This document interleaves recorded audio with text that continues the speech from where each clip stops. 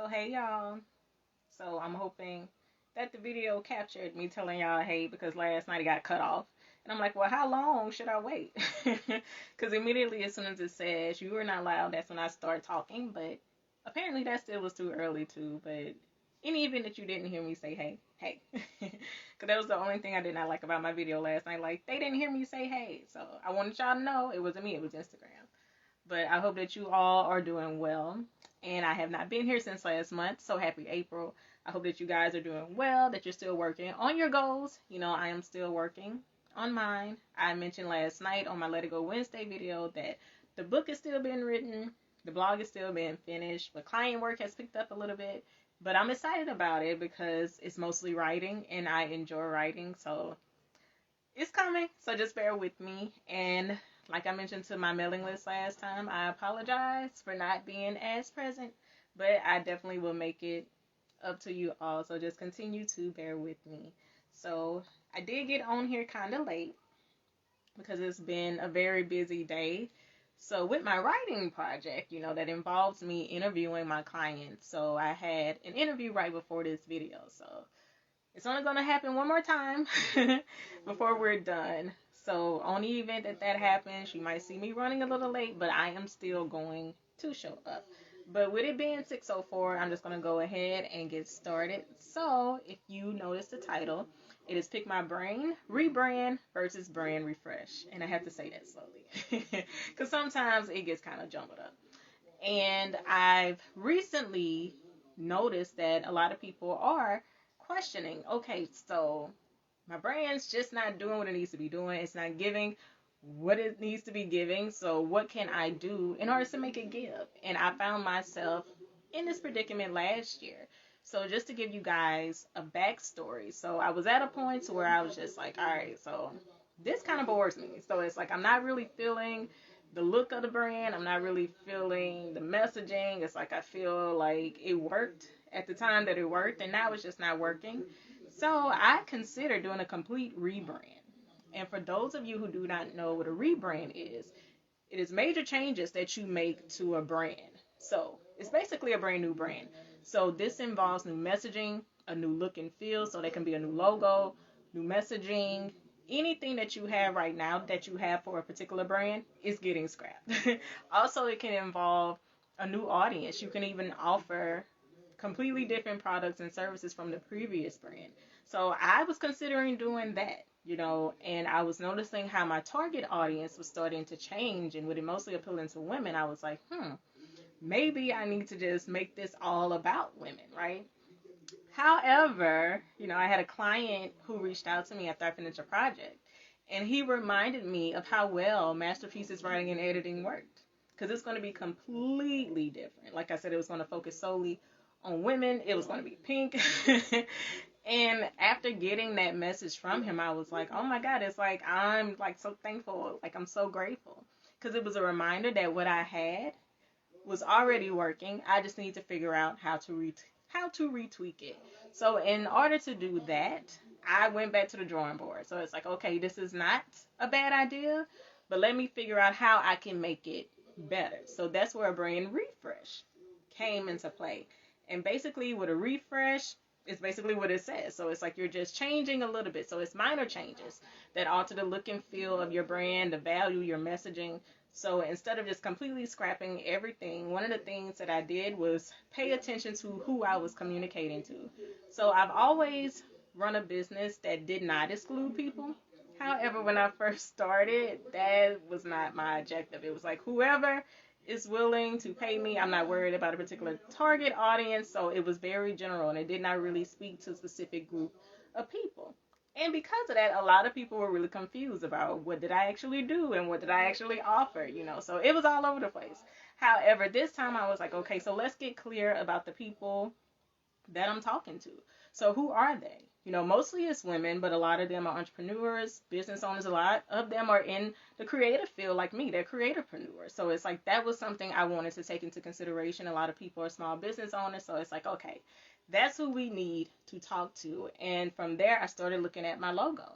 And I was like, all right, so these colors are looking kind of dull. And originally, I chose them just because I liked them personally. And I did not give any thought whatsoever as to what it would look like to my audience. Because again, I didn't have a particular audience in mind. It's like whoever wants to work with me, let them work with me, right?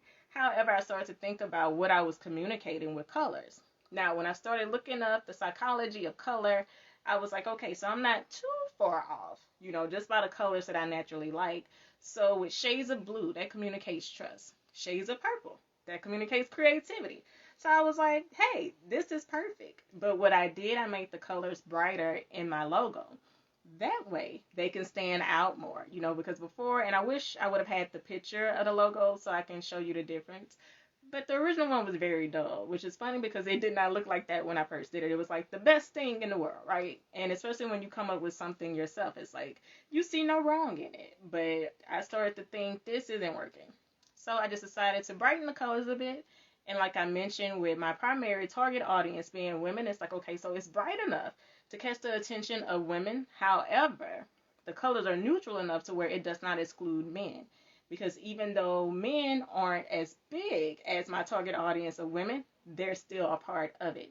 So I wanted to make sure that they still will be connecting to whatever I was presenting to them. So that's the reason why the colors are the colors that they are. And also, writing and editing was also in color in my original logo. And I was like, I don't think people are really paying attention to it because it's kind of like it got, washed out a little bit because you just focus on masterpieces. But it's like you don't really focus on the writing and editing. So I wanted to make sure that people saw that to communicate that this is primarily what I do. This is what this business is about. So writing and editing is in black to make sure that it captures people's attention. So that was one part. That was me making sure that the messaging was communicating with the people that I wanted to connect with, and making sure that the look and feel of it was connecting with the people that I wanted it to connect with. And even when I went back to the drawing board on my content, it's like, okay, and I may have mentioned this in other videos, like I was very salesy for a long time, and while I could create great content for other people, when it came to me, I kind of slacked, and especially with my business being based off of referrals, it was like, well, it's working for me now, so why do I need to do that? However, you do have to be open to bringing new people on. So it's like, okay, so I had to switch things up, and even coming up with just like a new look and feel of what my content would look like. Because even though I'm still creating it myself, in the early days, it definitely looked like I was creating it myself. So that's why I started to use a lot of pre-made templates, because I really was creating them from scratch, because I wanted it to be all of my own work. But now I'm perfectly fine with finding templates and just tweaking it to fit whatever it is that I am trying to do. So with that, that's why you are seeing, a different way that I present content, even with how it looks. That's the reason why I went ahead and put up my ring light and my tripod, if you haven't noticed, to switch up how I shoot my videos. That way it can be more direct, because before I was looking down at my phone, and even though still was a lot of great content, it still in some ways took away from the message because of how it was set up. But now it's like, okay, so you're zoned in, you're focused. So I've been a whole lot more intentional, and even with the topics that I choose, a whole lot more intentional about who I reach and what I am talking about. So those are all aspects that will come into play with a refresh. And just to break it down for you guys as to, okay, so I understand what you're saying, the different aspects that are involved in a rebrand and a refresh, but how do I know which one I need to do? So if you are someone who started out, for instance, let's just say, and I'm pulling from real life examples, but I'm careful not to mention names. So let's just say that you were a blogger and you owned a gossip site. However, now you want to lay that down and you want to start something different. You want to start another blog, but now you want it to be empowering. So you will start over from scratch. So you will come up with a new look, a new feel, a new message, a new target audience, making sure that the type of people that you're reaching really reflects what you're doing. And beyond that, if you were someone who, let's just say that you were in tax preparation, however, you don't want to offer that anymore. So now you just want to offer consulting services to where you're not actually filing taxes for people anymore. You're just consulting them. You might need to do a little tweaking. And sometimes it may not be a full rebrand that you need. And I'm going to give you another real life example as to how sometimes this can backfire. So there was this website that I used to frequent a lot. Now I think it's going on like 10 years ago. And they would offer a lot of great deals, a lot of great discounts, and the shipping I think was like only $2 per item or something like that. So I was very comfortable with it. I love a good deal. However, they got new owners. The owners came in and changed up the name, and they changed up everything. And it was more confusing because it's like, wait, the pay structure is changing, even with the shipping. They didn't offer a lot of sales because it would be deals. Then on top of the deal, you could do a sale. They didn't even like to offer a lot of discount codes. And I think within a year, they went out of business. And those were people who did not consider, like, you probably didn't need a full-blown rebrand. You probably didn't need to change your name. You probably didn't need a new logo. You probably didn't even need a new payment structure. Like, you probably just really needed to just tweak certain things that you offered. Because sometimes when things work, they just work. And it's not necessarily that you need to fully scrap everything, which is why I'm so glad that my client reminded me of the value that I already had in my brand. And all I need to do was work with it some more. So, on the opposite side, so if you're someone who's considering, okay, so let's just say that you do have a logo, a message, and it connects with your audience, right? Or not necessarily connects, it reflects your audience, but it's not connecting. So you're not seeing the engagement that you think you should be seeing. You're not seeing the sales that you think you should be seeing. Or even when you do have it, people aren't necessarily clear on your message. So it's a lot of confusion there. So with that, you want to clear things up for people. So you might want to go back in and streamline a few things. And one way to do this, it is to look at, okay, so how can I go in and make what's unclear clear to people? Like I mentioned to you guys, I started with my messaging, making sure I was talking to a specific group of people. And sometimes you might think that your target audience is a certain group of people, but you might need to rethink that. So that's something to consider, as well as the look and feel. So like I told you in the beginning, I just chose colors that I liked, and it did not reflect my audience. However, when you start thinking about what attracts the type of people that you're looking to service, that's when you start to include those things into your branding. And in addition to that, making sure that you are offering value.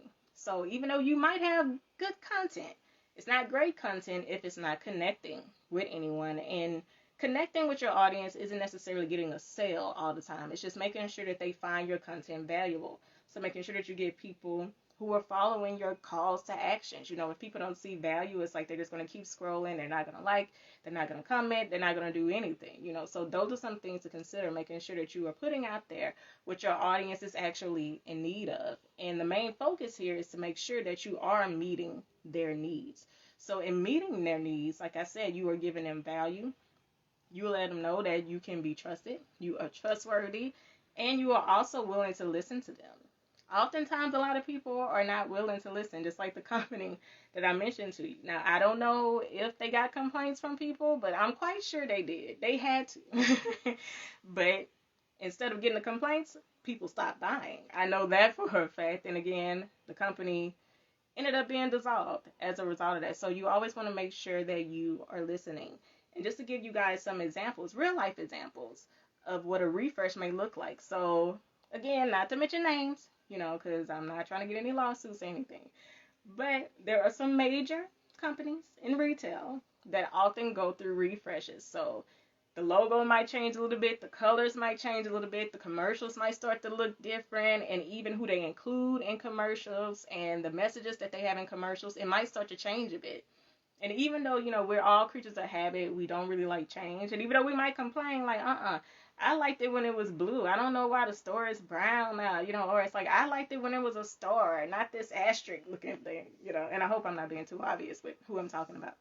But even in that, even if you don't like it, over time you grow to like it, because it becomes normal to you again. And it's more so because of your connection with the company. So this is a company who over time has gained your trust. They have gained your business. So they're going to continue to keep you at the forefront of the changes that they made to make sure that they continue to serve you. And that's all that a refresh is. It's making sure that you are still serving your audience, making sure that you are still offering value, making sure that your message is clear, making sure that you are their go-to person for whatever your area of business is. So just to give you guys a quick recap, because I know that I've probably given a lot of information. So a rebrand are major changes that you make to your brand. So this includes a new logo, a new name, a new message, new products and services. Brand refresh, those are changes that you make that are minor. And this can include just tweaking your logo, tweaking your message, switching up or redefining your target audience, but overall your brand remains the same. So rebrand, completely different brand. Brand refresh, same brand, but you're making a few changes. So with a rebrand, this is if what you do and who you serve is no longer communicated in your current brand. Brand refresh, if what you do and who you serve is communicated in your brand, however, it's just not connecting with your audience. So with that being said, I want to give you guys a few more tips to help you if you are still stuck and still not sure exactly which one is for you. So number one, and I'm back looking at the phone.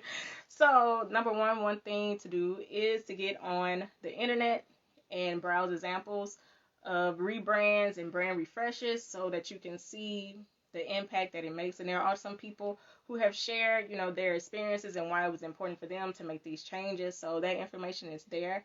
And there are also some other tips there to help you make them. And one of those tips are just polling your audience and sending out surveys to your mailing list. So use your existing audience and ask them, like, what do they think?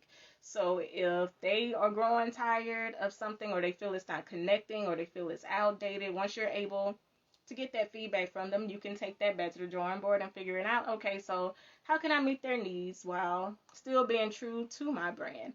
However, if you feel like there's a major disconnect and the brand just is not working, then you might need a rebrand. But polling your audience as well as sending out surveys to your mailing list, that is a great way to pick their brains to figure out which direction you should go in. Also, you can reach out to a brand consultant. There are a lot of great talented people who are out there who focus solely on brands.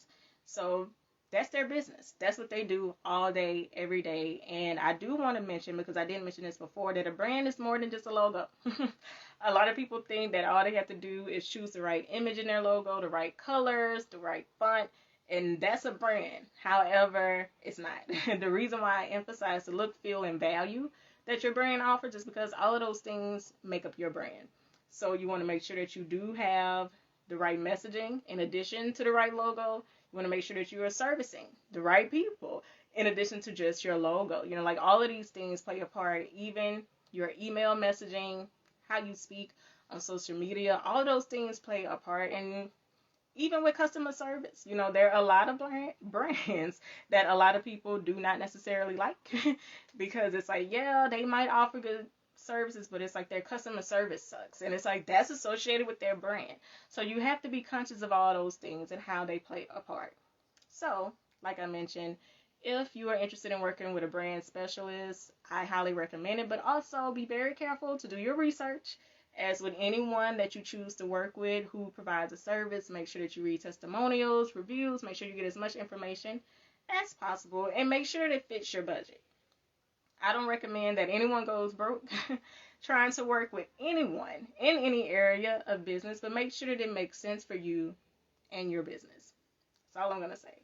And last but not least, you can also pick my brain. You can book a one-on-one session with me just by going to the link in the bio, and we can discuss whether or not you need a rebrand or if you need to do a brand refresh. Now, I will give a disclaimer, like I mentioned, so I'm not a brand specialist, However, I have worked enough with not only my brand, but helping other people create theirs to know a little something, so I am willing to share my knowledge and expertise. And I'm also one of those people, even if I cannot fully help you, I would direct you to someone who can help you. So again, I thank you guys so much for tuning in, and I hope that this video was helpful to you all. And I know that it was a lot of information, and I hope that, I gave you just enough and I didn't overwhelm you. But in the event that you have any more questions, make sure that you comment below or that you DM me. Also, make sure that you go to the link in the bio and browse my website. I currently have a pay what you want sale going on right now, and I released it to my current clients first, so I only have 2 more spots available. So if you are interested in learning more, make sure that you either email me or you submit a contact us form, and put pay what you want sale either in the subject or in the body of your message, and I will send you more information. Or if you're interested in saving your coins on my ebooks and full bundle deals, make sure that you go to Gumroad, and that's at the link in the bio as well. And I have a pay what you want sale going on there. And like I mentioned last night on my Let It Go Wednesday video, this is my way of giving back due to inflation, because I know it's been crazy, and I hear you, and this is my way of providing a service that we can meet somewhere in the middle, that way, because at the end of the day, a business's goal is still to make money. So making sure that you guys are saving money and my business is still able to thrive, So I felt this was a happy medium for everyone. And I'm not exactly sure how long the sale will be going on. So make sure that you jump on that if you are interested. Also, make sure that you are following me on @SheWritesMasterpieces. And make sure that you go and check out my latest Let It Go Wednesday video, A Change of Plan. So last night I talked about 3 tips to help you navigate the changes in life at any season in your life. So if you are interested, be sure to check that out. And as always, I appreciate you guys so much. And I hope that you all tune in for my next video. And I mentioned last night that I apologize for not being on here as regularly as I normally would be every other week. However, March had a lot of changes of plans, which I talked about in last night's video. However, I will get back on track, and I'm not going to rush to do things. I'm just going to let things happen at the time that they are meant to happen. So I'm not exactly sure if I will be back in 2 weeks or if it will be 3, because the scheduling has been kind of off lately, but I will definitely let you guys know. And I apologize for posting the reminder video late. Not the reminder video, the reminder post late for this video. But like I said, it's been a crazy day, but thank you guys so much for tuning in and for watching. And as always, I look forward to seeing you guys soon. And if you have questions, comments, concerns, just let me know. So I look forward to seeing you guys in the next video. Bye.